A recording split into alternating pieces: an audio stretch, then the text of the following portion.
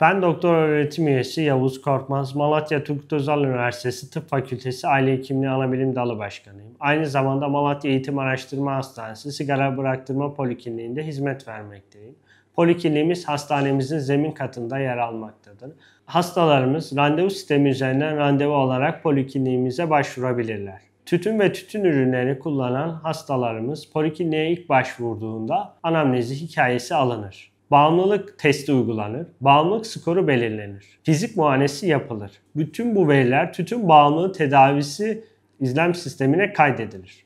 Gerekli görüldüğü takdirde hastanın tetkikleri istenir. Hastanın yaşı, hastanın cinsiyeti, hastanın sahip olduğu hastalıklar, kullandığı ilaçlar bir bütün olarak değerlendirilir. Bu değerlendirmeler ışığında hasta ile birlikte istişare ederek en uygun tütün ve tütün ürünleri bırakma yöntemi belirlenir.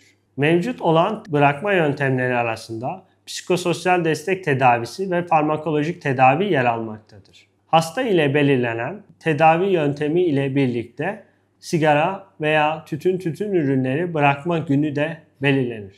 Hasta sigara bıraktırma günü ve sonrasında sık kontrollere çağrılarak sigara bıraktırma süreci yakından izlenir. Bu süreçte hastanın yaşayacağı olumsuz durumlara çözüm yolları aranır. Böylelikle hastanın tütün ve tütün ürünlerini bırakması kolaylaştırılır.